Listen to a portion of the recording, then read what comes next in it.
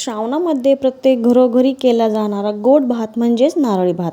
या भातामध्ये साखर अजिबात वापरली जात नाही, तर गुळामध्ये हा भात केला जातो. आणि या भातामध्ये खूप जास्त प्रमाणामध्ये ओलं नारळ देखील आपण वापरलेला आहे. हा जो भात आहे तो कुकरच्या फक्त एका शिट्टीमध्ये आपण तयार केलेला आहे, तरी देखील एकदम मोकळा, सुटसुटीत आणि एकदम रसरशीत असा भात तयार झालेला आहे. तर आज आपण त्याच नारळी भाताची रेसिपी पाहणार आहोत. चला तर मग वेळ न घालवता लगेच रेसिपीला सुरुवात करूया. तर कुकर इथे छान असं गरम झालेलं आहे. त्यामध्ये 2-3 चमचे साजूक तूप मी इथे घेतलेलं आहे. गरम तुपामध्ये आपल्याला थोडेसे खडे मसाले टाकायचे. तर 3 ते 4 मी इथे लवंगा घेतलेल्या आहेत, काळी मिरी घेतलेली आहे, 1 इंच दालचिनीचा तुकडा आणि 2 इलायच्या मी इथे घेतलेल्या आहेत. इलायची जी आहे ना ती थोडीशी फोडून मी इथे टाकलेली आहे.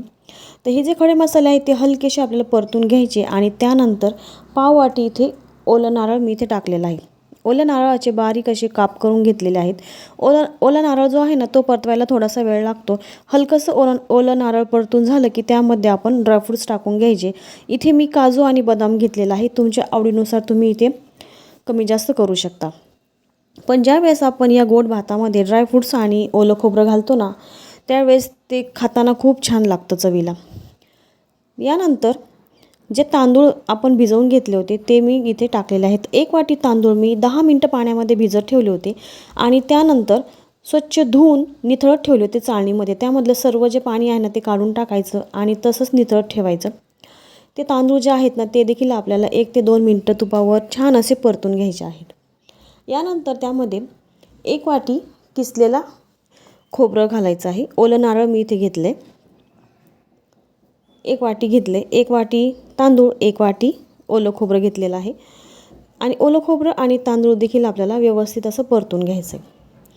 ज्यावेळेस ओलं खोबरं आपण तांदळासोबत परततो त्यावेळेस त्याचा पूर्ण एकजीव होतो. त्याचा जो स्वाद आहे तो भातामध्ये एकदम छान असा उतरतो. नारळामध्ये जो गोडवा असतो तो खूप छान लागतो भातामध्ये.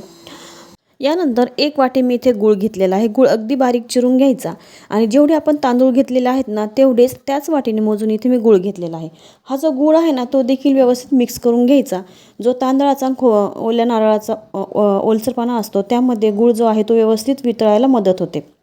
यानंतर आपण भात शिजण्यासाठी पाणी टाकणार आहोत. तर पाणी मी वाटीनेच मोजून घेतले. ज्या वाटीने तांदूळ मोजले त्याच वाटीने 2 वाट्या मी इथे गरम पाणी टाकलेलं आहे. लक्षात ठेवायचं या भातासाठी आपल्याला गरम पाणीच वापरायचं आहे. आणि जेवढे तांदूळ घेतलेत ना त्याच्या दुप्पट इथे पाणी घेतलेलं आहे. तुमचा तांदूळ फारच जुना असेल तर तुम्ही आणखी अर्धी वाटी पाणी इथे वाढवू शकता.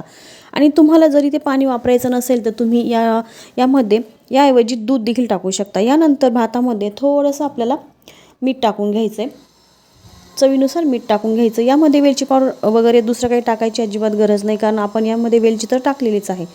आणि गूळ वितळेपर्यंत व्यवस्थित आपल्याला ते मिक्स करून घ्यायचं आहे.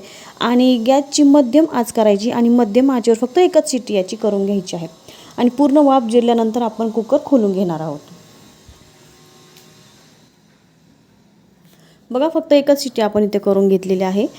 आणि ज्यावेळेस पूर्ण वाफ जाते कुकरची त्यावेळेस कुकर खोलून भात जो आहे तो व्यवस्थित मिक्स करून घ्यायचा. आणि हा जो तांदूळ आहे ना तो मी इथे इंद्रायणी तांदूळ वापरलेला आहे, त्यामुळे किंचितसा भात चिकट झालेला आहे. इंद्रायणी तांदूळ तसाही चिकटच असतो. त्याचा भात जो आहे तो एकदम चिकट गोळा तयार होतो त्या भाताचा. पण तसं न होता इथे जर थोडासा फडफडीत असा भात तयार झाला आहे.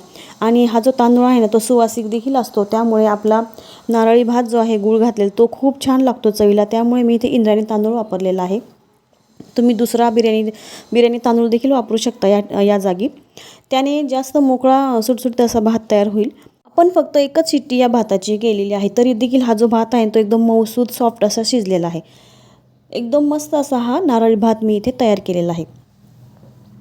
आणि त्यामध्ये आपण जे ड्रायफ्रूट्स टाकलेले आहेत, काजू बदाम ओलं खोबरं, ते देखील अप्रतिम असं दिसतं या भातामध्ये. तर या नारळी पौर्णिमेला तुम्ही हा जो भात आहे नारळी भात आवर्जून तयार करून बघा. या भातामध्ये जो आपण तांदूळ वापरलेला आहे तो 10 मिनटं भिजवून घेतला होता आणि त्यानंतर चाळणीमध्ये मी आणखी 10-15 मिनटं निथळत ठेवला होता. त्यानेच हा भात एका शिट्टीतच शिजलेला आहे. तुम्ही जर डायरेक्ट तांदूळ घेतला तर तो एका शिट्टीमध्ये नाही शिजणार. त्यामुळे सेम प्रोसेस तुम्ही फॉलो करा आणि ही रेसिपी या नारळी पौर्णिमेला नक्की ट्राय करून बघा. व्हिडिओ आवडल्यास व्हिडिओला लाईक करा, शेअर करा आणि जर तुम्ही चॅनलवर नवीन असाल तर चॅनलला देखील नक्की सबस्क्राईब करा. चला तर मग पुन्हा भेटूया नवीन व्हिडिओसोबत. तोपर्यंत धन्यवाद.